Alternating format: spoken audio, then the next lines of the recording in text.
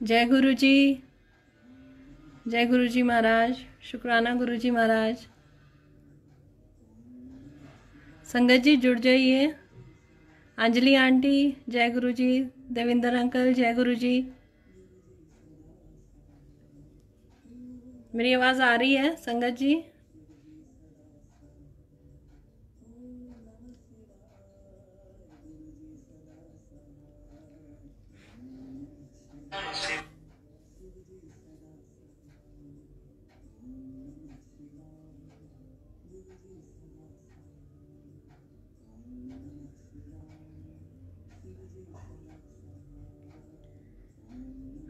जय गुरु जी। संगत जी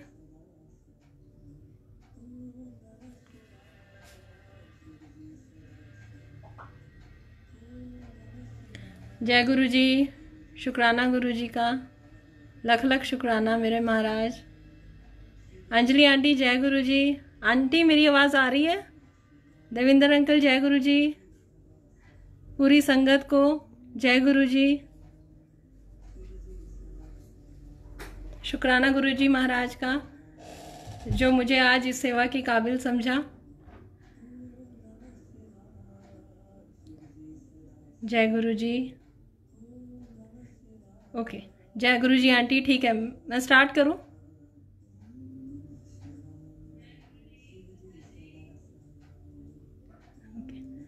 आंटी मैं सत्संग स्टार्ट कर रही हूँ। जय गुरु जी। गुरु जी के चरणों में शत शत प्रणाम। गुरु जी की प्यारी संगत को शत शत प्रणाम। ये मेरा पहला सत्संग है संगत जी। गुरु जी महाराज कोई गलती हो तो मुझे माफ़ करना। संगत जी कोई गलती हो तो मुझसे माफ़ करना।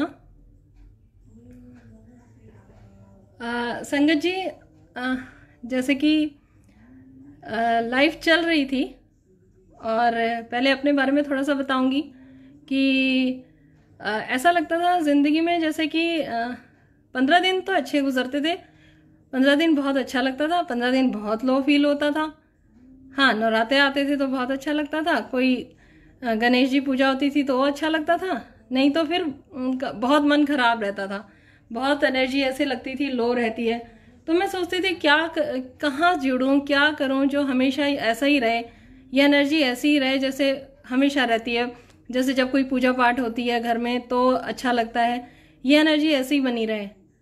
तो ऐसा हुआ कि काफ़ी दिन से मन में ऐसे ख्याल आ रहे थे कि सब ये कहते हैं कि भाई किसी एक से जुड़ना चाहिए। और मेरे बेटे की फ्रेंड की मम्मी आई थी तो वो बोल रही थी, उन्होंने भी ऐसे ही बोला कि देखो वो राधा कृष्ण की बहुत भक्त हैं। तो उन्होंने बोला, वो अपने ठाकुर जी के बारे में बता रही थी। तो मैं मन मन में सोच रही थी शायद ये इसलिए बता रही है कि हो सकता है कि मैं भी इन्हीं के चरणों में मतलब वो हो जाऊं और शायद से ऐसा कुछ हो जाए। तो उन्होंने मेरे को लेकिन बहुत ही उसमें कहा कि देखो किसी एक से जुड़ना चाहिए। वो बात मुझे बहुत लगी और मैं ढूंढ तो रही थी। तो गुरुजी महाराज को तो सब पता होता है। तो एकदम से एक दिन मेरे अंकल की ऑफिस की कुलीग हैं, एक संगत हैं, तो उन्होंने अंकल को मैसेज किया। 25 जुलाई को उन्होंने मैसेज किया। पहला मैसेज था उनका कि दादू आप गुरुजी के बारे में जानते हैं? तो ये बोले नहीं। इन्होंने मुझसे बोला कि आप, वही सेम मैसेज आंटी ने मुझे भी किया। तो मैंने कहा हाँ जी मैं जानती तो हूँ पर बहुत ज़्यादा नहीं जानती। तो बोली अच्छा। फिर थोड़े दिन बाद उन्होंने हमें जूम सत्संग से कनेक्ट कर दिया था। तो अंकल का रूटीन बन गया, कभी वो सुनते थे कभी नहीं सुनते थे, लेकिन धीरे धीरे उन्होंने रेगुलर सुनना शुरू कर दिया था। और मेरा तो फ़ोन में मतलब सीरीज़ चलती रहती थी, जूम कुछ मतलब अदर एक्टिविटीज़ चलती रहती थी, जैसे कि यूट्यूब देख लिया, कोई मूवी देख ली। बट ये सब मैं देखती ज़रूर थी पर मुझे ना सेटिस्फेक्शन नहीं हो रही थी। एंड ऑफ द डे मुझे ऐसा लगता था कुछ खालीपन है। फिर वो शुरुआत तो अंकल ने कर दी, फिर धीरे धीरे मेरे भी कानों में थोड़ा सत्संग पढ़ने लगा। तो ज़्यादा तो नहीं सुन पाती थी क्योंकि ये सत्संग सुनते थे, मैंने लीड लगानी अपने कान में और अपना कुछ कुछ सुनते रहना। फिर कभी कभी धीरे धीरे मैं भी थोड़ा सा सुन लेती थी। मेरे को बहुत, पर हाँ मुझे इस बात की बहुत खुशी थी कि चलो ये सत्संग सुनते हैं, नहीं तो ये भी सब हम अपना अपना कुछ कुछ फ़ोन लेके बैठे रहते थे। तो ये चीज़ मुझे बहुत अच्छी लगती थी, और बीच में मैं भी कभी कभी सुनती ही थी। तो एक दिन मैंने इनसे कहा कि दर्शन के लिए चलते हैं। तो श्राद्ध चल रहे थे, तब हम गए नहीं। फिर हमने तपस्या आंटी से बोला कि भाई, जो इनकी कुलीग आंटी हैं, तो कि भाई हमें ना स्वरूप चाहिए। तो उन्होंने कहा कि ठीक है, उन्होंने अरेंज करवाया। तो हमारे घर के नज़दीक एक रीना आंटी से उन्होंने हमें कनेक्ट किया, बीना आंटी से कनेक्ट किया। तो हम स्वरूप लेने चले गए। 7 सितंबर था, और उन्होंने 8 के लिए बोला था कि 8 तारीख को ले जाओ, ट्यूसडे वाले दिन। तो मुझे थोड़ा ये था कि हाँ, ये महाशिव है। तो वैसे वो कहते हैं, गुरुजी तो कहते हैं वहम नहीं करना चाहिए, लेकिन बुद्धि तो ऐसी है, धीरे धीरे सुधरेगी। तो फिर भी मैंने हिम्मत करके ये तो कह दिया, क्योंकि पहले मुझे ये लग रहा था पहले ही श्राद्ध चल रहे हैं और नवरातों में ले आते स्वरूप। लेकिन चलो कोई बात नहीं। अंकल सत्संग सुनते थे रेगुलर, तो इनको ये उस चीज़ से ना बहुत कनेक्ट हो गए थे, और ये रूल्स भी फॉलो करने लग गए थे कि गुरुजी कहते हैं कि वहम में नहीं पढ़ना चाहिए। तो मैं चुप करके, मैंने कहा टोका टाकी नहीं करते हैं। मन में चल रहा था, बट इन्हें नहीं बोला। फिर मैंने इतना तो ज़रूर बोला कि नहीं, आप ना आप हमें मंडे को दे दो आंटी, आज ही दे दो। मंडे था उस दिन। तो कहती चलो ठीक है। उन्होंने थोड़ा सा टाइम दिया, बोली ठीक है आ जाओ आ जाओ। फिर हम 6:30 के करीब गए लेने के लिए, और हम जाने लगे। ज़्यादा घर से दूर नहीं था आंटी का घर, लेकिन एक जगह थोड़ा सा रास्ता हम भूले। तो एक अंकल आए, उनसे रास्ता पूछा। उन्होंने इतने प्यार से रास्ता बताया, इतने प्यार से रास्ता बताया। और जब हमने समझ लिया, फिर गाड़ी बैक करने लगे। फिर आके बेटे इधर से ऐसे जाना है, ऐसे जाना है।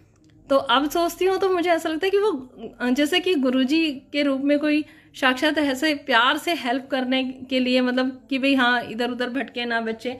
नहीं तो आज के टाइम में कौन इतना प्यार से, और कोविड टाइम चल रहा था, सब एक दूसरे से दूर रहने की कोशिश करते थे कि किसी से मतलब नज़दीक आके बात ना करें। तो स्वरूप आ गया संगत जी। उसके बाद क्या हुआ कि स्वरूप आया, तो जैसे कि मेरा फेवरेट कलर येलो है। अब तो गुरुजी का हर एक स्वरूप से इतना प्यार हो गया, लेकिन उस टाइम बहुत ज़्यादा कनेक्ट नहीं थी। तो लेकिन हाँ, ये मुझे अंदर से विश्वास है, और उनकी शक्ति, उनकी महिमा पे मैंने कभी शक नहीं किया, क्योंकि मुझे ये विश्वास शुरू से था कि हाँ, मतलब कुछ है तो महान शक्ति, जो लोग इनसे इतना जुड़े हुए। तो स्वरूप लाए हम। फिर हम पहले फोल्डेड स्वरूप था, ऐसे गोल करके उन्होंने कैलेंडर की तरह ऐसे गोल करके हमें रैप करके दिया था, और हमने आके उसे मंदिर में रखा। तो देखते ही मुझे इतना प्यार हुआ स्वरूप से। तो मैंने कहा फिर अंकल को भी ऐसा लगा कि अभी फ्रेम कराना है। नहीं तो हमने सोचा था, और मैं मन मन में सोच रही थी कि ना नवरात्रों में हो जाएगा फ्रेम, तो कोई बात नहीं, आ गए तो कोई बात नहीं, नवरात्रों में करा लेंगे। तो लेकिन एकदम से मैंने कहा नहीं अभी चलते हैं। ये भी फिर हम भागे भागे गए।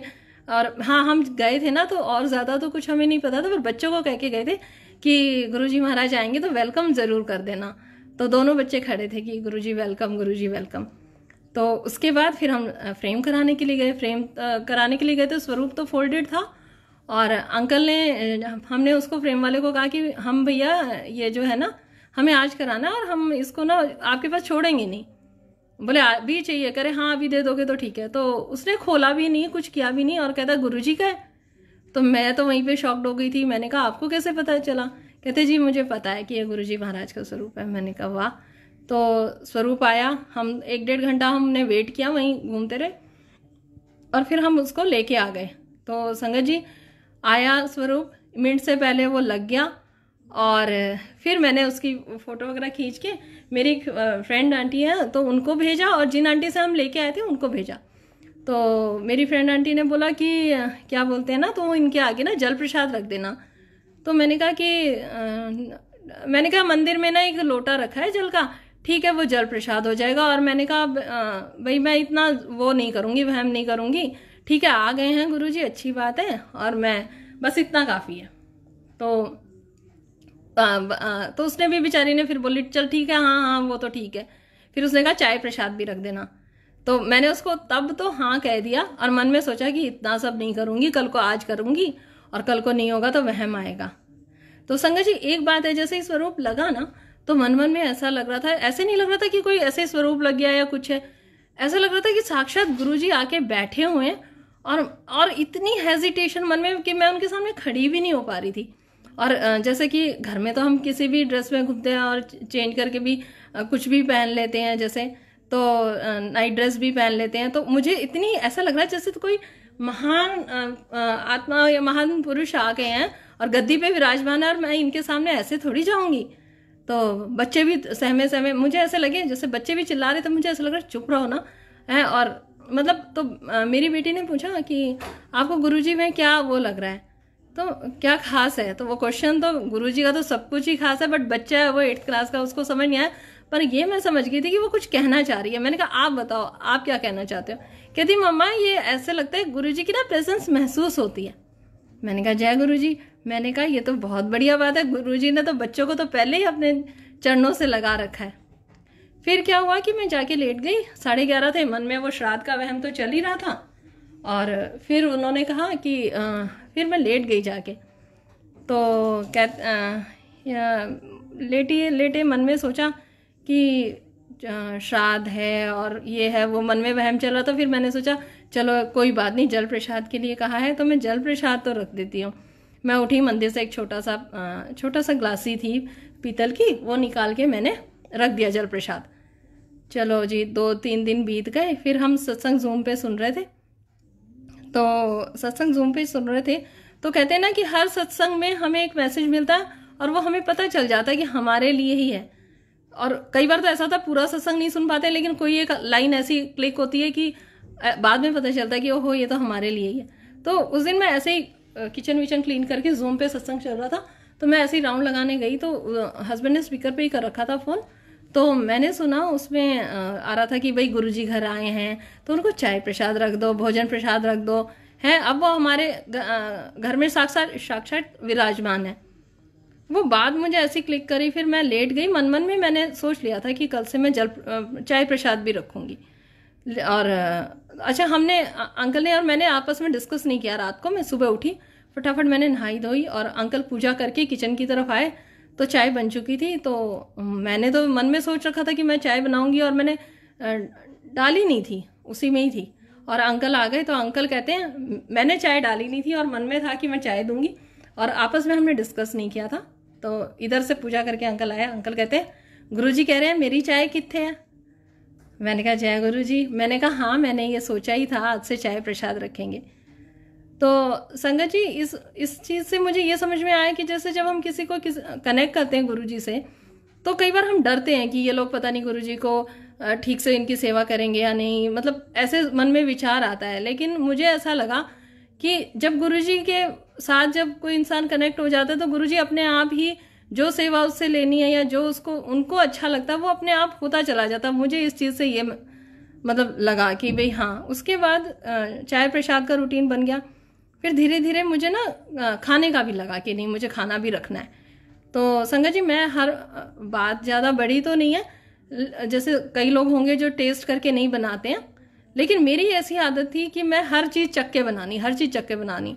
बेशक हाथ धो लेती थी फिर, पर मैंने कहा नहीं आज से मैं गुरुजी महाराज के लिए प्रसाद बनाऊंगी, जो भी रोटी प्रसाद सब्जी प्रसाद ऐसे, तो मैं कभी भी टेस्ट नहीं करूंगी। और मैं संगत जी रोज जैसे खाना बनाती तो मैं उनका भोग लगाने चली जाती और मैंने टेस्ट करना बंद कर दिया। जब मैं टेस्ट करती थी तब भी इतना अच्छा एक्यूरेट नहीं बनता था संगत जी, और जब बिना टेस्ट के मैंने बनाया तो वो इतना एक्यूरेट बनता क्योंकि उस पर गुरुजी का आशीर्वाद रहता था। तो ये तो स्वरूप से लेके हुआ कि भाई कैसे कैसे क्या हुआ। संगत जी जब स्वरूप आया उस टाइम पे मेरे डैडी की तबीयत ठीक नहीं थी और स्वरूप आया उसी दिन पापा को उसे एक दिन पहले ही वो पोस्टेट कैंसर डायग्नोज हुआ था। तो हमारी तो छोटी बुद्धि है और मैंने बहुत ज़्यादा सत्संग भी नहीं सुने थे। तो मैंने अपने मन में सोचा था गुरुजी इस टाइम पे इसलिए आए हैं, शायद डैडी को कुछ हो जाएगा ना तो वो मुझे संभाल लेंगे, शायद इनका इस टाइम पे आना यही हो सकता है क्योंकि पापा की तबीयत ठीक नहीं है। तो मन में ये बात चल रही थी, लेकिन ये बात मैंने अंकल से भी शेयर नहीं की थी। बट फिर थोड़े दिन बाद उसके बाद फिर हम बड़े मंदिर गए मत्था टेकने। तो मत्था टेकने गए, उस टाइम पे दर्शन खुले नहीं थे और हम बाहर से ही आ गए थे क्योंकि हमारे पहले दर्शन थे बाहर से। तो मैंने हाँ वो आंटी ने बोला कि कुछ ले जाना, वो गाड़ी से भी ब्लेसिंग मिल जाती है। तो मैं दाल प्रसाद और रोटी प्रसाद लेके गई थी और मत्था टेक के आई वहाँ पे। और आते वक्त पहले मैं घर आई, घर आके अपने पापा के लिए मैं वो प्रसाद पैक करके और उनके पास लेके गई। जल प्रसाद था, दाल प्रसाद और रोटी प्रसाद।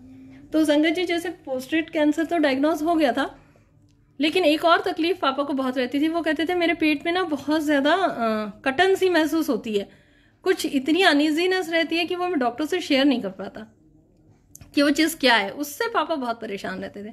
तो वो प्रसाद हमने पापा को खिलाया तो शाम को, और हमने उनको विश्वास दिलाया। अंकल ने अच्छे से कहा कि और कोई दिक्कत नहीं होगी, अब आप ठीक हो जाओगे। तो बोले हाँ जी, और उन्होंने माथे के लगा के प्रसाद खा लिया।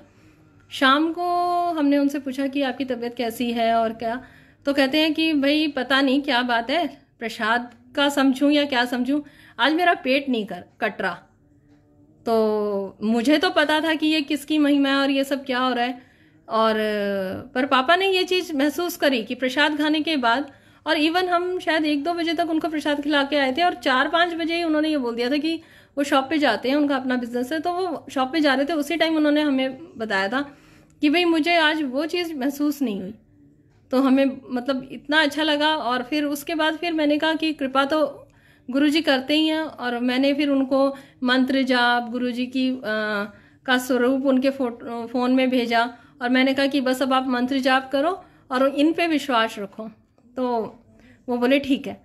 उसके बाद क्या था कि पेट स्कैन होना था उनका, तो कि भाई वो देखना था कि भी कितना स्प्रेड हुआ है, अंदर बॉडी में तो नहीं चला गया है।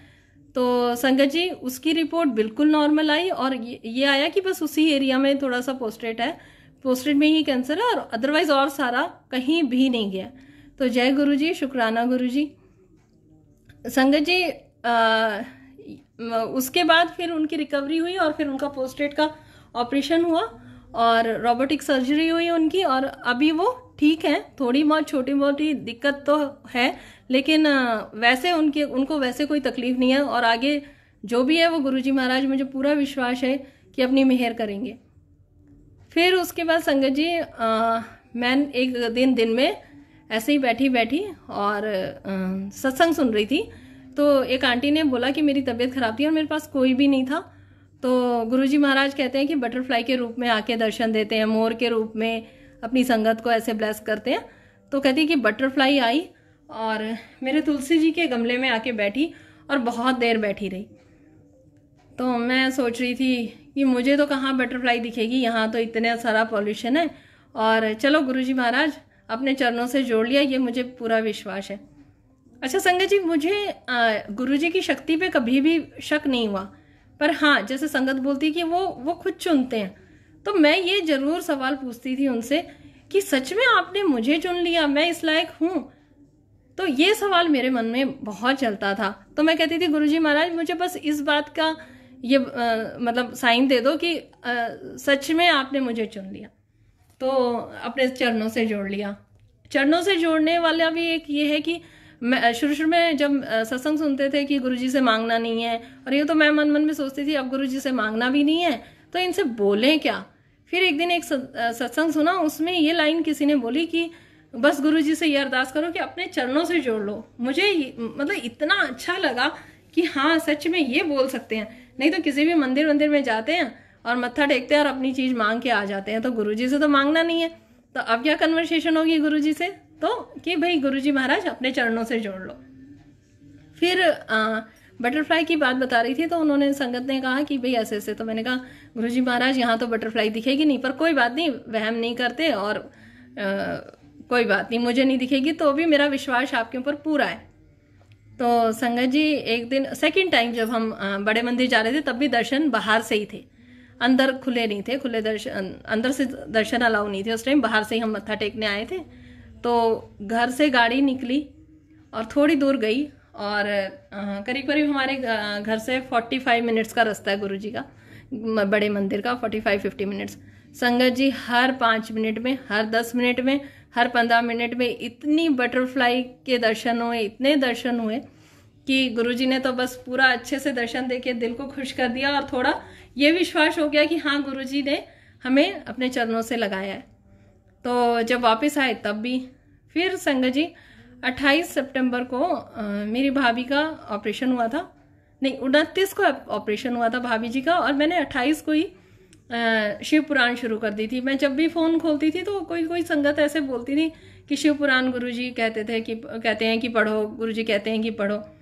तो मुझे ऐसा लगता था क्योंकि शिव पुराण मेरे यहाँ 8-9 महीने से रखी हुई थी, तो पर यह है कि मुझे इस बात की खुशी है कि 8-9 महीने से मैंने नहीं पढ़ी, कोई बात नहीं, पर अब मेरे गुरुजी महाराज की आज्ञा से मैंने शुरू करी है, तो उस चीज़ की मुझे बहुत खुशी थी। मेरे अंदर से आया कि नहीं, ये मैसेज मेरे लिए है, तो मैंने अपनी शिव पुराण 28 सितंबर से स्टार्ट कर दी थी। 29 सितंबर को मेरी भाभी का भी ऑपरेशन हुआ, यूट्रस रिमूव हुआ, तो मम्मी ने बोला कि तूने तो शिव पुराण शुरू कर दी और अब 29 को तेरी भाभी का ऑपरेशन है, तो तू तो नहीं आ पाएगी। मैंने कहा कि मम्मी नहीं, ऐसे कोई वहमों से मैंने स्टार्ट नहीं करी है कि मैं ऐसे पढ़ूंगी ऐसे पढ़ूंगी।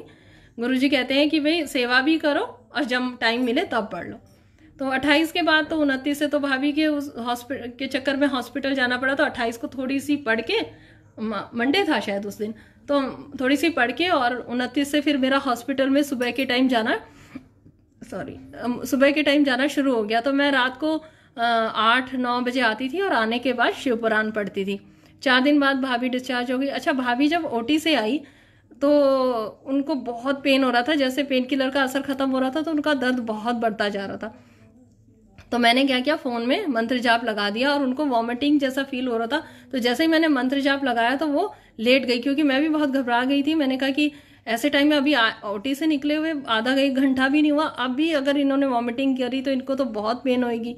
तो मैंने वो लगा दिया, उनको वॉमिटिंग नहीं हुई। रात में जाके कहीं वॉमिटिंग हुई, वो भी हल्की सी, और उन्हें बहुत अच्छा लगता था जब मैं दिन में जाके मंत्र जाप लगाती थी ना, क्योंकि रात में उनकी मम्मी रहती थी। तो जय गुरु जी, उनके मंत्र में इतनी शक्ति है कि उनको ज़्यादा तकलीफ होने नहीं दी और वो अब बिल्कुल ठीक है। उसके बाद जैसे 4-5 दिन बाद तो जब भाभी हॉस्पिटल चली गई थी, तो मैं दिन में घर में ही, फिर मैं घर में रहने लगी। तो मैं सोचती थी अब रात में ही शुरू कर दूंगी, जैसे दिन में अपना काम कर लिया करूंगी। तो 10:30 के करीब मैं बैठी हुई थी, खिड़की से बटरफ्लाई आई, और वो जहाँ मैं अभी बैठी हूँ यहाँ विंडो है, तो यहाँ पे ही वो बटरफ्लाई ऐसे घूमने लगी। तो मुझे ऐसा लगा कि गुरुजी कह रहे हैं कि भाई आप दिन में शुरू करो। तो संगत जी उसके बाद तो ऐसा हो गया कि शिवपुराण, गुरुजी और बटरफ्लाई, मतलब ऐसा चाव सा चढ़ जाता था कि काम खत्म हो गया और अब बैठना है। तो अच्छा, मैं अब ये भी नहीं कह सकती थी कि ओहो दिख तो जाती है, क्योंकि मैंने तो खुद ही कहा था कि कहाँ बटरफ्लाई दिखती है आज के ज़माने में। कितने साल हो गए मुझे, 17 साल हो गए इसी खिड़की में, इसी बालकनी में, मुझे आज तक बटरफ्लाई के दर्शन नहीं हुए। पर गुरुजी महाराज ने मुझे मतलब इतने दर्शन दिए, क्योंकि वो चीज़ के लिए मैंने मना किया था, तो उन्होंने मतलब मुझे दर्शन दे दिए। संगत जी उसके बाद जैसे कि मैं कह रही थी बार बार कि भाई नवरातों में लेके आना था, नवरातों में लेके आना था। तो अच्छा, जब नए स्वरूप 7 सितंबर को आया था तो मैं बार बार कर रही थी कि नवरातों में आना था। तो जब मैं गुरुजी के सामने आती थी ना, तो मुझे ऐसा लगता था गुरुजी कह रहे थे पागल है, क्या क्या सोच रही है, अभी भी कितना वहम कर रही है। तो फिर मैं नवरातों की बात बताती हूँ। नवरातों में मेरी मदर इन लॉ ने बोला कि ना मुझे भी स्वरूप ला के दो। तो हमने आंटी को बोला कि आंटी स्वरूप और हैं? तो उन्होंने कहा कि हाँ हैं। तो हम चले गए। तो जब मैं जब शिव पुराण पढ़ रही थी, तो उस टाइम पे संगत जी चौथे दिन के 5-6 दिन के बाद ही मुझे, जब मैं लेटने के लिए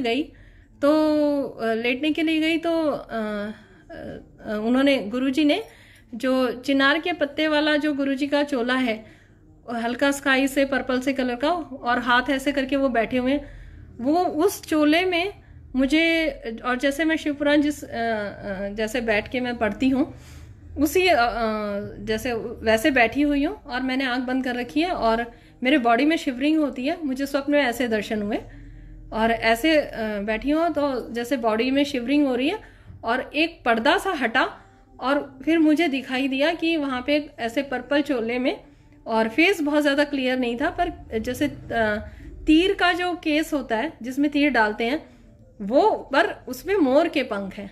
तो मुझे ना 5-6 दिन बाद ऐसे दर्शन हुए, पर मैंने सोचा कि नहीं ऐसे ही होगा, पर वो दर्शन मुझे रोज़ याद आए। तो जब नवरात्रों में मेरी सास ने बोला कि भाई स्वरूप मुझे चाहिए, तो हम वो स्वरूप लेने के लिए गए, तो आंटी 3 स्वरूप लेके आई थी, एक बहुत छोटा था और 2 और थे, तो हमने वो 2 और ले लिए। जब दूसरा लिया तो मैंने कहा हाँ इसी में ही तो गुरुजी ने दर्शन दिए मुझे। तो संगत जी फिर वो स्वरूप तो मैंने रख लिया, वो तो मैंने आज तक भी किसी को नहीं दिया, क्योंकि उससे तो मुझे ऐसा लगता है कि ये इसमें मुझे गुरुजी ने दर्शन दिए। और दूसरा स्वरूप हमने अपनी सास को दे दिया। जब अंकल जा रहे थे मम्मी के पास लेके उस स्वरूप को, तो अंकल कह रहे कि मेरे भी स्कूटी के आगे बटरफ्लाई और बटरफ्लाई, तो कहते हैं कि गुरुजी ने ऐसे मेहर करी। तो जय गुरुजी, शुक्राना गुरुजी। जब हम तीसरी बार बड़े मंदिर गए तो वहाँ पे हाजिरी लगी, मंदिर खुल गए थे, हमने बुकिंग करी और हमें दर्शन हुए वहाँ पे जाके, खुले मंदिर, बड़ा मंदिर खुल गया था। तो संगत जी वहाँ पे मैं गई तो वहाँ पे तो ऐसी हाजिरी लगी कि उसके बाद मेरे को घर में आने के बाद पहले सत्संग का किसी आंटी ने मुझे बुला लिया, क्योंकि लॉकडाउन था, कोई सत्संग कर नहीं रहा था। लेकिन मैंने 1-2 आंटी से कहा था कि अगर कहीं भी हो, अगर ज़्यादा संगत ना हो तो प्लीज़ मुझे बुला लेना ज़रूर। तो वो बोली ठीक है। तो जब एक आंटी के यहाँ पहला सत्संग हुआ तो उन्होंने मुझे बुलाया, और उस दिन तबीयत मेरी ठीक नहीं थी, काफ़ी मेरे पेट में दर्द हो रहा था। तो मैंने अंकल से कहा कि कोई नहीं, आप चले जाना, क्योंकि हमें बड़ा मन था कि हम देखें कि कैसे मतलब सत्संग होता है और क्या होता है। तो मैंने गुरुजी से कहा, गुरुजी महाराज मेरा बहुत मन है आने का, आगे आपकी इच्छा। तो अंकल चले गए, बोले ठीक है मैं जाता हूँ, और अंकल को थोड़ा सा कुछ काम था, और उसके बाद बोले मैं नीचे के नीचे ही चला जाऊँगा। तो इन्होंने थोड़ा अपना काम किया और अचानक से मुझे ऐसा हुआ कि तैयार हो जाओ और चल दे। सॉरी, मैंने अंकल को बोला फ़ोन करके, आप निकल चुके क्या, वहाँ पे पहुँच गए क्या? बोले नहीं अभी तो मैं गाड़ी घुमा रहा हूँ। मैंने कहा मैं आई 5 मिनट में। तो मैं तैयार होके चली गई, और उस दिन संडे था, मैं संडे के फास्ट भी रखती थी। तो एक दिन अंकल पूछ रहे थे कि अगर संडे के फास्ट वाले दिन तेरे को लंगर प्रसाद मिल गया तो मैंने कहा खा लेगी? मैंने कहा हाँ बिल्कुल खा लूँगी। तो मैंने कहा कि वो तो गुरुजी का अमृत प्रसाद है, तो वो क्यों नहीं खाऊंगी, और गुरुजी तो व्रत वगैरह में इतना विश्वास रखते भी नहीं थे, वो मना ही करते थे, और वो तो अमृत है अगर मिल गया तो संगत जी हम दोनों वहाँ गए। सत्संग में जब हम गए तो जाते ही हम बिल्कुल नए थे, वहाँ पे किसी को नहीं जानते थे, और हम गए और उन्होंने हमें बुलाया, हमने मत्था टेक के हम बैठ गए। बैठने के बाद उन्होंने जब हम दोनों को बुलाया, और भोग लगाना था गुरुजी को, चाय प्रसाद का या कुछ होगा अंदर उसके, वो हमने नहीं देखा, तो उन्होंने हमें बुलाया और कहा कि अपने माथे के लगाओ और ऐसे करके चलो। वो लगाया, फिर एक भोग और दिया उन्होंने, वो भी हमसे लगवाया। तो मैं उसके बाद हम सत्संग सुनने लग गए। जब मैं आंख बंद करके बैठी तो मेरे मन में ऐसा आया कि गुरुजी इतना प्यार तो कौन दे सकता है, कि हम नए हैं, और ऐसा कहीं भी नहीं होता किसी नई संगत को इतना प्यार मिले, क्योंकि लोग तो वहमों में ही रहते, नए लोग हैं पता नहीं कैसे होंगे, कितनी शुद्धि है कितनी नहीं है, कैसे हैं, मतलब इतना विचार करते हैं। और देखो आपके यहाँ आके, आपके सत्संग में आके तो इतना अच्छा है कि नया पुराना कुछ नहीं है, और इतना प्यार मिला। तो मैं उस दिन बहुत ज़्यादा मुझे अच्छा लगा।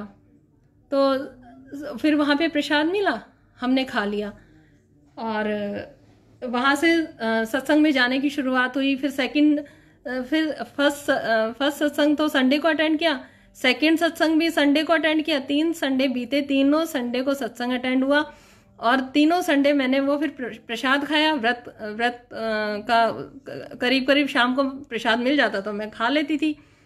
फिर एक दिन गोवर्धन था, उस दिन भी संडे था, तो उस दिन कहीं से संगत ने किसी ने बुलाया भी नहीं था, और मुझे अपने इन-लॉज के यहाँ पे भी जाना था। तो उन्होंने बोला कि मैंने सोचा आज गुरुजी क्या होगा, आज तो आपका लंगर कहीं से नहीं मिलेगा, और आपका लंगर मिलेगा तो मैं खाऊंगी, नहीं तो नहीं खाऊंगी। तो इतने में ही एक संगत आंटी का फ़ोन आया कि ऐसे ऐसे ना आंटी आप आ जाइए और सत्संग करेंगे। तो मैंने कहा आज तो नहीं आ सकती, और मेरा फास्ट भी है, और मेरे को इन लॉज के यहाँ पे भी जाना है। तो बच्चे बोलने लगे देखा आप गुरुजी को ऐसे मत बोलो कि क्या होगा, और उन्होंने तो आपको बुला ही लिया, देखो प्रसाद तो आपको मिल ही जाता वहाँ से, पर मैं जा ही नहीं सकती थी। फिर मैंने उन आंटी को कहा, मैंने कहा आंटी आज मेरा फास्ट भी है और मुझे वहाँ भी जाना है। तो वो संगत आंटी ने कहा कि देखो इतना फास्ट वगैरह आप मत रखा करो, क्योंकि गुरुजी को भी फास्ट वगैरह से कोई इतना अच्छा नहीं लगता था। तो मैंने कहा आंटी बात तो सही है, आज मेरे को ना बहुत वीकनेस भी हो रही है। तो वो बोली देखो आपको इतनी अच्छा संगत जी मुझे कभी फास्ट में वीकनेस ऐसे नहीं होती थी, मैं हमेशा ठीक रहती थी। जब मैं फर्स्ट सत्संग में गई थी ना संडे को, तो भी मेरे को ऐसा लग रहा था कि ना खाऊं क्या। ऐसे नहीं लगता था कि खाना है खाना है, बट मुझे ये पता था कि प्रसाद है, अमृत है, तो वो मैंने बड़ी खुशी से खाया था। तो वो फिर जब मैंने वीकनेस की बात, और उसमें उस दिन ऐसा लग रहा था कि पता नहीं बहुत डलनेस और इतनी वीकनेस। तो आंटी ने कहा, देखा अब आपको वीकनेस लग रही है, वो चीज़ गुरुजी को कितना मतलब उनके ऊपर इफेक्ट आता है, उनको अच्छा नहीं लगता। तो मैंने कहा अच्छा आंटी ठीक है, मैं देखती हूँ क्या करना है। तो वो आंटी नहीं बोलती तो मैं अपने फास्ट गिनती भी नहीं। और देखा, जब गिन के देखा तो वो उतने ही थे जितने मैंने प्लान किया था कि मुझे इतने ही फास्ट करने हैं। तो वो गुरुजी का ही आदेश था और वही उन्हीं का ही इशारा था कि भाई तुम देख तो लो कि पूरे भी हो गए हैं, या मतलब उन्होंने बस इतने ही फास्ट करवाने थे, पर वो पूरे हुए। और मैंने उद्यापन किया पहले, फिर मैं वहाँ अपने इन लॉज के यहाँ गई, गोवर्धन की पूजा करी, और फिर हमने वहाँ पे प्रसाद खाया। तो जय गुरु जी। संगत जी, होई का फास्ट था, तो उसके बारे में बताती हूँ। जब मैं पहले सत्संग में गई थी तो वहीं पे मुझे संगत मिल गई थी, और संगत इतनी प्यारी है, गुरु जी की इतना प्यार दिया, सभी संगत बहुत प्यारी है, और ऐसा लगा ही नहीं कि मैं नई संगत हूँ। तो उन्होंने बोला कि होई के व्रत वाले दिन कि यहीं आ जाओ, सत्संग भी कर लेंगे और रात को तारों को अर्घ भी दे देंगे। तो वो जो संगत है वो बहुत ज़्यादा सत्संग वगैरह मतलब रख लेते हैं कि 1 घंटे का 2 घंटे का। तो जब उन्होंने बुलाया तो मैंने मन में सोचा कि गुरुजी कहते हैं कि आप बुलाते हो तो आपकी आज्ञा होती है तभी वहाँ पहुँच पाते हैं, ऐसा है क्या? मैंने ऐसे मन में सोचा। तो होई का फास्ट था, जब हम शाम को सत्संग के बाद और तारों को अर्घ देने लगे तो रात का टाइम था, 7, 7:30 या 8 ऐसे टाइम था, अंधेरा हो चुका था अच्छे से। तो जब हम वहाँ पे अर्घ दे रहे थे तो रात के टाइम बटरफ्लाई किसी कहाँ दिखती है, और संगत जी आप मानना वहाँ पे बटरफ्लाई आई और ऐसे घूमी, और एक मैंने देखा सबसे पहले, उसके बाद मेरे साथ जो संगत खड़ी थी मैंने फटाफट उन्हें दिखाया, और किसी को दर्शन नहीं हुए, और वो वहीं से घूम के और वहीं की वहीं मतलब दर्शन खत्म हो गए। तो वो गुरुजी ने ये बताया कि हाँ ये बात सच है कि भाई मेरी ही आज्ञा होती है। तो जय गुरु जी, शुक्राना गुरु जी। संगत जी, शिव पुराण के बारे में बताती हूँ कि जैसे 28 सितंबर को शुरू करी थी, और शिव पुराण में लिखा है कि भाई ये पाठ बहुत ही शुद्ध, पवित्र और बहुत महान पाठ है, तो इसको उत्सव की तरह मनाना चाहिए जब इसका उद्यापन हो जाए। तो मेरे मन में था, और अंकल ने भी बोला था, क्योंकि और पापा के ऑपरेशन के टाइम पे भी मैं वो पढ़ ही रही थी। तो मैंने सोचा चलो अब ये ख़त्म हो गई है तो थोड़ा सा प्रसाद बना के मंदिर में बांट आऊँगी।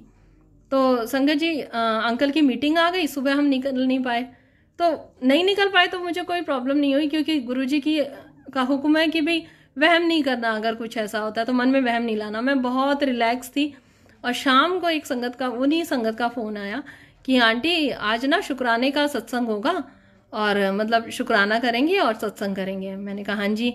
ऐसे ही होती रही गुरुजी की बातें। तो उन्होंने फिर, मैंने बीच में बोला, मैंने कहा वैसे शुक्राना तो मेरा भी बनता है क्योंकि भाई आज मेरा शिव पुराण पूरा हुआ है। बोली फिर तो आंटी आज आप ही का सत्संग बनता है। मैंने कहा अच्छा तो सेवा बोलो। तो उन्होंने मुझे छोटी सी सेवा दी कि ऐसे ऐसे बना के ले आना, और हम चले गए। तो वहाँ चले गए तो वो गुरुजी की इच्छा थी कि यहीं होगा सब कुछ, क्योंकि महाशिव का काम तो कहते हैं कि शिव की संगत ही जहाँ सुनने के लिए खुश होती है ना, तो वहीं सब कुछ होना चाहिए। तो हम वहाँ गए, सत्संग किया। तो संगत जी जैसे हम सत्संग में सुनते हैं कि गुरु जी के यहाँ पैसों का आरती वारती में कुछ नहीं चढ़ता है, ये सब हमें पता था। और लेकिन क्या हुआ कि जब आरती आई तो अंकल ने जेब से, पता नहीं कई सत्संग हमने अटेंड कर लिए थे पर कि भाई पैसे नहीं चढ़ते, पर अंकल ने अचानक से जेब में हाथ निकाला और उसमें पैसे चढ़ा दिए। तो वो आंटी ने बोला अंकल आपने ये क्या किया, ये तो नहीं रखते हैं आरती में, हम तो नहीं, यहाँ तो ऐसा कुछ नहीं होता। मैंने कहा हमें भी पता था पर पता नहीं आज इनसे क्या हुआ। तो उन्होंने ऐसे कहा कि चलो ये भी गुरुजी की मर्जी, और उन्होंने कहा कि ये सेवा में कहीं लग जाएंगे, और उन्होंने उठा के साइड में रख दिया। तो संगत जी जब हम वहाँ से आज्ञा लेके निकले तो जब मैं गाड़ी में बैठी तो तब मुझे स्ट्राइक हुआ कि चलो अन्नदान भी हो गया और सत्संग भी हो गया, मंदिर के दर्शन भी, उनके वहाँ पे शिवलिंग, शिव जी सब उन्होंने इतने अच्छे से दरबार बना रखा है, गुरु जी महाराज के इतने अच्छे से स्वरूप लगा रखे हैं। तो अच्छे से मतलब मैंने कहा चलो मत्था भी टिक गया, सब कुछ हो गया, लेकिन दक्षिणा रह गई। जैसे कहते हैं कि भाई कुछ भी करो तो बड़ों को दक्षिणा या कुछ भी। तो मैं मन मन में सोच रही थी दक्षिणा, उस टाइम पे भी मैं सत्संग में भी सोच रही थी दक्षिणा किसको दूंगी, ये वही रह गया और तो सब हो गया। तो बाद में गुरुजी महाराज ने कहा, बहुत देर से दक्षिणा दक्षिणा कर रही थी ना, तो वो दक्षिणा थी कि ले तेरी दक्षिणा भी मैंने वो करवा दी वहीं पे ही। तो गुरुजी महाराज का इतनी मेहर है कि अगर हम कुछ भूल भी जाते हैं, अलबत्ता तो इतना उन्होंने अब हमें मतलब रिलैक्स और इतना वहमों से दूर कर दिया कि हो गया तो ठीक, नहीं हुआ तो गुरुजी की इच्छा, हो गया तो गुरुजी की इच्छा। तो संगत जी, जैसे कि कहते हैं कि गुरुजी महाराज का की आज्ञा के बिना कुछ नहीं होता, और उनकी मेहर बहुत पहले से होती है, पर वो दर्शन अपनी टाइमिंग पे मतलब उनके आते हैं या होते हैं या पता चलते हैं। स्वरूप के रूप में भी वो तभी आते हैं जब उनकी आज्ञा होती है। तो संगत जी, जब मेरा बेटा last to last year 12th में था, तो वही बात है, पहले तो पंडितों में ही सब कुछ देखते थे, उन्हीं से ही पूछते थे। तो एक पंडित ने कहा था कि एक एस्ट्रोलॉजर थी, लेडी थी, तो उन्होंने ये कहा था कि भाई आपके बेटे का तो ये भी नीच का है, सूर्य भी नीच का है, और इसका तो कितनी भी ये मेहनत करेगा ना, तो ये 100% भी मेहनत करेगा तो इसके 50% ही नंबर आएंगे। अच्छा, अब बताओ कितनी मेहनत करके बच्चे के 50% नंबर आएंगे। अब उसको भी, बेटे को भी बहुत समझाया कि बहुत मेहनत करनी है। तो मैंने कहा कि चलो, सब माएँ कुछ ना कुछ करती हैं बच्चों के लिए, और तो कुछ पूजा पाठ मुझे आती नहीं थी। मैं मंदिर चली जाती थी, वहाँ जाके, और मंदिर में भी अब तो थोड़ा शिवलिंग पे मैं जल चढ़ा देती थी, नहीं तो पहले बचपन से तो सबने इतना डरा के रखा होता कि शिवलिंग और हनुमान जी की तरफ तो देखना ही नहीं है। तो जब वहाँ सब शिव जी पे जल चढ़ाते थे तो मैं दूर से ही और छूती नहीं थी कि अनजाने में कहीं मुझसे कोई गलती ना हो जाए। ना मैं हनुमान जी को भी मैं सिर्फ प्रणाम करके और बस दूर से ही निकल जाती थी। तो मंदिर जाती रही और बस यही वहाँ विनती करती थी भगवान से कि भगवान कितने भी नंबर आए, कैसे भी आए, आपको देखना है, बस इसका एडमिशन ऐसे कॉलेज में कराना जहाँ इसको दोस्त अच्छे मिले, कंफर्ट जोन मिले, कोई बुली करने वाला ना हो, क्योंकि रैगिंग और टॉर्चर, और इससे बच्चा टॉर्चर हो जाता है, वो पढ़ने का उसका मन भी करे तो भी वो चीज़ें खाती हैं उसको अंदर से, और वो पेरेंट्स से भी डिस्कस नहीं कर पाता डर के मारे। तो ये मेरे को ये था कि बस ये जहाँ भी पढ़े, जिस भी कॉलेज में पढ़े, बस ये खुश रहे। तो गुरुजी की तो कृपा दृष्टि थी बहुत पहले से। तो उन्होंने क्या किया कि इस कॉलेज में जब ये फर्स्ट डे गया, इसके 80% नंबर आए और जिम्स में इसका एडमिशन हो गया। तो जब ये पहले दिन गया तो वहाँ पे तो कॉलेज में भी इसके 5-7 फ्रेंड उसी दिन से बहुत अच्छे से बन गए, और इसको वहाँ जाते ही फर्स्ट डे क्लास का CR बना दिया था। तो ये बड़ा खुश आया। तो मैं कई बार खाली बैठती थी तो मैं कहती थी कि मतलब कितनी मेहर है मालिक की कि देखो बच्चा परेशान नहीं हुआ, और मेरी यही इच्छा थी, नंबर भी ठीक ही आए और कॉलेज भी ठीक है। तो जब हम स्वरूप लेके आए ना, तो मेरे बेटे ने बोला, मम्मा ये वाले गुरुजी तो मेरे जो जितना मेरा बड़ा ग्रुप है वो सब इन गुरुजी को मानते हैं। उस दिन मुझे फिर ये एहसास हुआ कि हाँ, ये तो गुरुजी की मेहर है, क्योंकि मैं जैसे शिवलिंग के रूप में और उस चीज़ के आशीर्वाद में महाशिव ने मुझे ये आशीर्वाद दिया, उनकी दृष्टि थी मुझ पे। तो जय गुरुजी, शुक्राना गुरुजी। संगत जी, जो उनके आशीर्वाद होते हैं उनके बारे में हमें पता चल ही जाता है। तो मैं इस चीज़ के लिए बहुत पक्की हूँ कि उनके अलावा कोई कर ही नहीं सकता, और इस चीज़ का मुझे साइन तब मिल भी गया कि भाई संगत तू अच्छी मांगती थी तो देख संगत कैसी मिली है। तो इसका बहुत भारी बहुत ज़्यादा बहुत सारा शुक्राना मेरे मालिक का। संगत जी, जैसे कि गुरुजी ने जब स्वरूप में आए तब तो बहुत लाइफ चेंज हो गई। उससे पहले ही 10-15 दिन से ही या उससे 20 दिन पहले ही क्या हुआ कि स्टोन पहने हुए थे अंकल ने, बहुत सारे 5-6 यहाँ पे राशि वाले स्टोन। तो उन्होंने यहाँ पहने हुए थे, तो एक दिन उन्होंने उतार दिए, तो उतार के मंदिर में रख दिया। मैंने सोचा शुद्धि करके पहनेंगे, तो शुद्धि करके पहनेंगे। 1 दिन हो गया, 2 दिन हो गया, तो इन्होंने नहीं पहने। मैंने कहा ये क्यों नहीं पहने? कह रहे अब नहीं पहनूंगा। मैंने कहा क्यों? कह रहे नहीं, अब मन नहीं है, अब नहीं पहनूंगा, छोड़ो। तो मैंने कहा अच्छा। इन्होंने बाद में सच में नहीं पहने वो, और अभी तक भी नहीं पहने। तो मैं मन में सोच रही थी इतना कॉन्फिडेंस कहाँ से आया कि मतलब इन्होंने पहने नहीं। और उसके बाद जब हम सत्संग से जुड़े, जूम से जुड़े, और जैसे ग्रुप में भी सत्संग सुने, तो पता चला कि गुरुजी को तो ये स्टोन्स वगैरह बिल्कुल भी पसंद नहीं थे। वो तो बिल्कुल मना करते थे कि भाई इन चक्करों से दूर रहो, ये चीज़ें ठीक नहीं है। तो ये गुरुजी की आज्ञा थी और उनका हुक्म था जो ये इतना बड़ा काम इतना कॉन्फिडेंटली कर पाए, और वो भी ऐसे टाइम पे कि लॉकडाउन चल रहा है, ऑफिस की बुरी हालत है, लेकिन इनके मन में बिल्कुल वहम नहीं आया। ये इतना पक्का काम और इतना कॉन्फिडेंस गुरुजी महाराज के बिना किसी का काम नहीं हो सकता। तो जय गुरुजी, शुक्राना गुरुजी का इसके लिए। संगत जी, अपनी हेल्थ के बारे में बताती हूँ।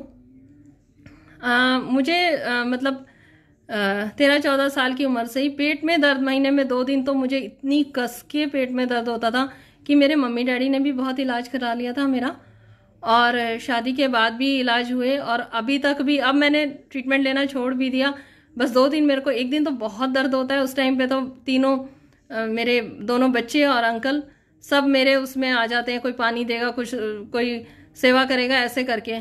तो अब 2 महीने से संगत जी मुझे कोई प्रॉब्लम नहीं होती है। मेरा इतना मतलब तबीयत सही रहती है। ये गुरुजी की मेहर है जो उन्होंने मेरे पे इतनी कृपा दृष्टि बरसाई कि मैं बिल्कुल ठीक हूँ। संगत जी, एक प्रॉब्लम मुझे और है कि मेरे को सर्वाइकल की प्रॉब्लम है।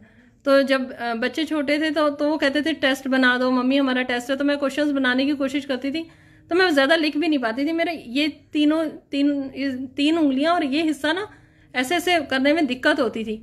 और जैसे शिव पुराण जब मैं पढ़ती थी तो कहते हैं ना कि गुरुजी संगत को बैठा लेते थे कि भाई इतनी देर बैठना है, नहीं आप नहीं जाओगे या कोई नई संगत हो। तो वही काम गुरुजी महाराज ने शिव पुराण पढ़ा के, और मुझे ऐसा लगता है कि कई बार तो मैं आधा घंटे बैठती थी, कई बार मैं 3-3 घंटे भी शिव पुराण पढ़ लेती थी, और कई बार 2 घंटे भी। और सर्वाइकल की इतनी प्रॉब्लम है मुझे, तो मैं ऐसे हाथ रखती थी और पढ़ती रहती थी, और ऐसा लगता था कि मतलब उठने की इच्छा नहीं है। तो ये जो हम पाठ शुरू करते हैं तो हम गुरुजी की आज्ञा लेके शुरू करें कि मालिक आपको पढ़वाना है, आपकी इच्छा है, आप कैसे पूरा करवाओगे और आप कैसे शुरू करवाओगे। तो जब उनकी इच्छा होती है तो उसी से ही हम पढ़ पाते हैं। तो इतने सर्वाइकल और इतने पेन में भी आप देखिए मैं इतने घंटे पढ़ लेती थी। तो ये सब कौन कर सकता है? गुरुजी के अलावा कोई नहीं कर सकता। मुझे अब शरीर में ऐसे कभी नहीं लगता। और जो मैं शुरू में जैसे कि मैंने कहा कि लो फील हो जाता था हर 15 दिन में, ऐसा लगता है कि कहाँ से एनर्जी आती है और कहाँ से क्या आता है, कि मैं गुरुजी महाराज की इतनी कृपा दृष्टि है कि मैं सारा दिन बस उन्हीं के गुणगान। और सत्संग तो ये मेरा पहले अभी शेयर हुआ है। जब स्वरूप आया था और जब शुरू में 2-3 सत्संग ही मैंने अटेंड करे थे, तो संगत जी आप मानना मैं पूजा करके उठती थी और संगत जी गुरुजी और संगत जी और गुरुजी, बस मेरे यही चलता रहता था कि बस ऐसे बोलूंगी ऐसे बोलूंगी ऐसे बोलूंगी, और ये भी तो हुआ था ऐसे भी तो हुआ था। उसके बाद तो इतनी पॉजिटिविटी आई कि बस पता नहीं, मैं सारा दिन ऐसे गुरुजी से और संगत जी से ही बात करती रहती थी। हाँ, सत्संग के मतलब ऐसे लाइव में पहली बार बेशक आई हूँ, लेकिन मैं संगत से और गुरुजी मेरे हर मतलब पल पल मेरे साथ रहते हैं। जय गुरुजी।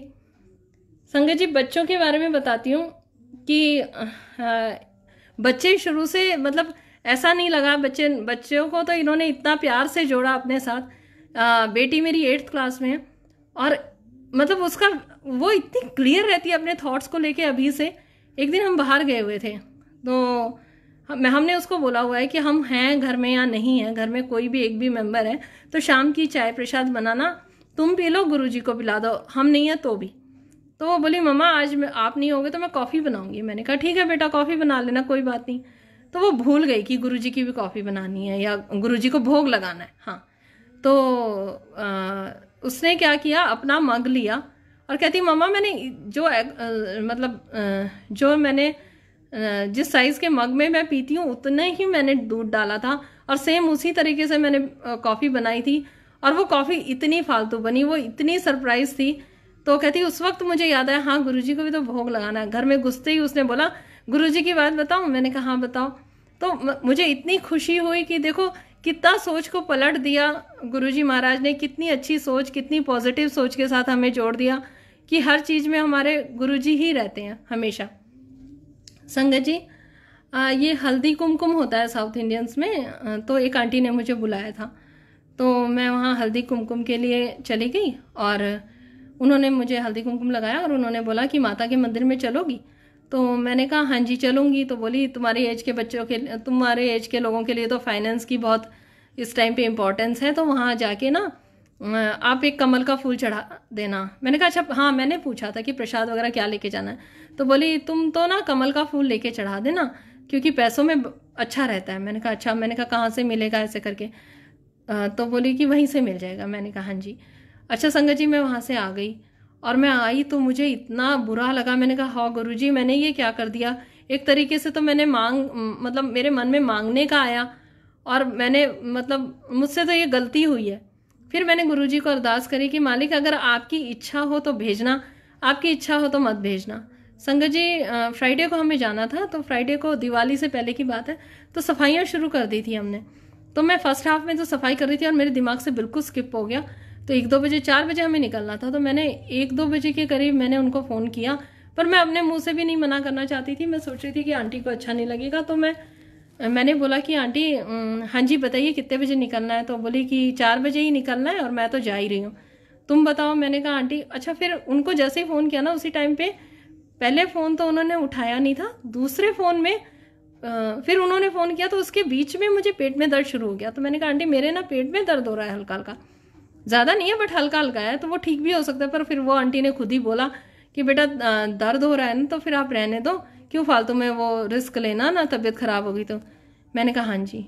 फिर मैंने गुरुजी को बोला कि ठीक है आपकी इच्छा मैंने मांगी थी और मुझे कोई दिक्कत नहीं है। संगत जी जब मैं जाके रात को लेटी तो मुझे थोड़ी देर बाद ऐसा दिखाई देता है कि फेस तो गुरुजी का और नीचे जो चोला है वो पूरे लाल रंग का माता का है। तो गुरुजी ने ये बताया कि परेशान होने की ज़रूरत नहीं है, मैं ही सब कुछ हूँ और ज़्यादा वहमों में पड़ने की ज़रूरत नहीं है। और मैंने इस चीज़ की माफ़ी ज़रूर मांगी कि मेरे मुंह से क्यों निकला और कि भाई हाँ मैं चढ़ाऊँगी और फाइनेंस में मुझे वो है कुछ भी। तो गुरुजी महाराज की ऐसी मेहर है कि जहाँ कुछ इधर उधर कुछ होता है तो वो संभाल लेते हैं। तो जय गुरुजी, शुक्राना गुरुजी।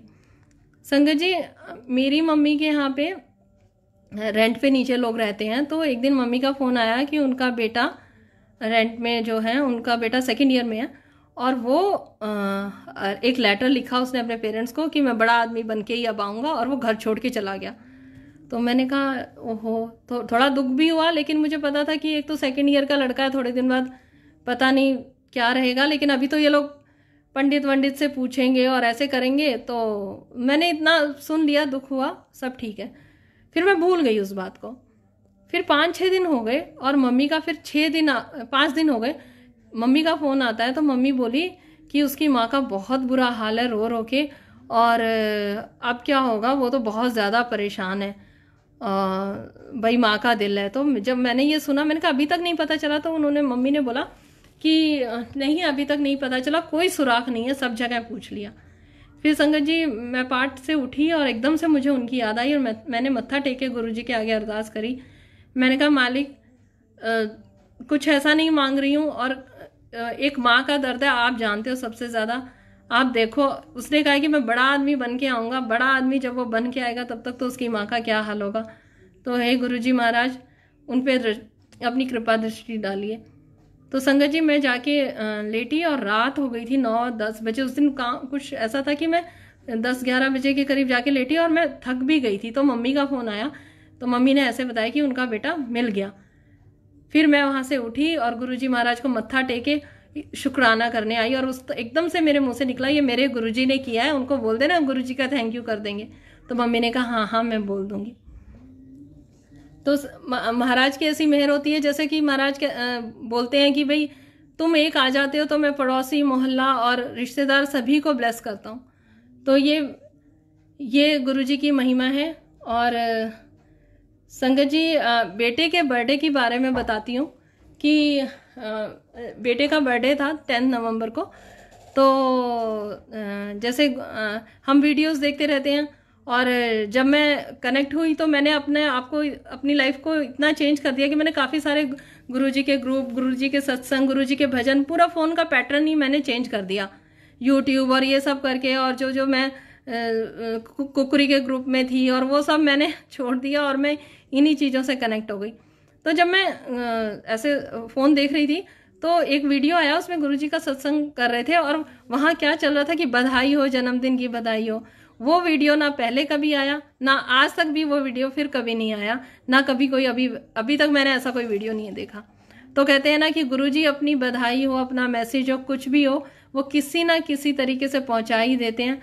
तो ये हमारे गुरुजी के अलावा कोई भी नहीं कर सकता। तो गुरुजी महाराज का लख लख शुक्राना। और संगत जी, लाइफ में इतना बदलाव आया है कि मैं बस यही कहूँगी कि महाराज अब बस अपने चरणों से लगा के रखना, क्योंकि जो आपके चरणों से जुड़ने की जो शक्ति और खुशी और जो एक अलग उमंग है ना, वो कहीं भी नहीं है मेरे मालिक। वो मुझे अच्छे से पता चल गया। और बस अब तो अपने चरणों में सेवा देना। और मैं इतनी आलसी थी संगत जी, इतनी आलसी थी कि अगर हम 2 बंदे खड़े हैं, 2 लोग खड़े हैं और कोई सवाल पूछ रहा है तो मैं सोचती थी यही जवाब दे दे और मैं मुंह ना खोलूं। मुझे इतना आलस मेरे शरीर में था। मैं सुबह उठती थी और सुबह उठती थी तो ये सोच के उठती थी कि दोपहर में सो जाऊंगी, और फिर थोड़ा सा काम करती थी और मैं दोपहर में सो जाती थी। फिर शाम को चाय पीती थी, फिर थोड़ा सा काम करती थी और फिर सो जाती थी। और ना कहीं मेरा जाने का मन करता था, ऐसा लगता था ना कोई आए, बस मेरा दोपहर में सोना हट जाएगा। तो जब मैं महाराज से जुड़ी तो मैंने यही अरदास करी कि मेरे क्या लाइफ है, मैं मतलब क्या मैं अपने साथ कर रही हूँ। आधी जिंदगी तो मेरी सोने में ही बीत जाएगी। क्योंकि संगत जी, मैं मोटिवेशनल स्पीच ये वो बहुत कुछ देखती थी, सुनती सब कुछ थी, लेकिन एक्शन किसी भी चीज़ का नहीं हो रखा था। तो लाइफ में इतना चेंज आया, तो इतने साइन दिए गुरुजी ने, इतना निहाल किया कि बस पूछिए नहीं। तो मालिक ऐसे ही मेहर बरसाना। और जो मैंने अपने साथ महसूस किया वो बस यही महसूस किया कि हर जवाब संगत में है, सत्संग में है। तो मैंने संगत से और सत्संग से बहुत कुछ सीखा है। इससे हमें बहुत एनर्जी मिलती है, हमारे वहम दूर होते हैं। तो हे महाराज, अपने चरणों में रखना जगह हमारी, और ऐसे ही सेवा बख्शना। बस मेरा मुंह आपके गुणगान करते करते ना थके, ऐसी मेहर रखना मेरे मालिक, और सब पे अपनी मेहर बरसाना। यहीं पे अभी समापन करूंगी अपने सत्संग का। संगत जी आज्ञा दें। जय गुरु जी महाराज आज्ञा दें। मालिक की आज्ञा हुई तो फिर से सत्संग करूंगी बहुत जल्द। जय गुरु जी, शुक्राना गुरु जी, लख लख शुक्राना मेरे मालिक, सब पे अपनी मेहर करना। जय गुरु जी संगत जी। अंजलि आंटी जय गुरु जी। संगत जी जय गुरु जी, बहुत बहुत शुक्राना आप सबका। जय गुरु जी।